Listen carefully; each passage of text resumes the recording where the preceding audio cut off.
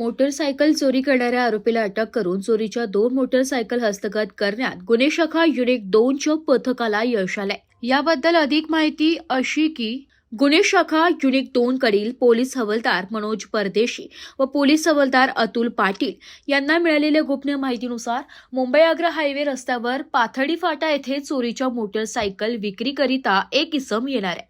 त्यानुसार वरिष्ठांच्या मार्गदर्शनाखाली सदर ठिकाणी सापळा रचून ओम विनोद सोनवणे राहणार भाबानगर गारवा बिर्याणीजवळ मुंबई नाका याला ताब्यात घेण्यात आले। त्याच्या ताब्यातून एक हिरो कंपनीची पॅशन प्रो मोटरसायकल व होंडा कंपनीची एक मोपेड दुचाकी जप्त करण्यात आली आहे। सदर मोटरसायकल पंचवटी मुंबई नाका पोलीस ठाण्या हद्दीत चोरी केल्याची त्यांनी कबुली दिली आहे। सदरची उल्लेखनीय कामगिरी वरिष्ठांच्या मार्गदर्शनाखाली गुन्हे शाखा युनिट 2च्या पथकाने यशस्वीरित्या पूर्ण केली आहे। वृत्तसंकलन विभाग, AB न्यूज, नाशिक।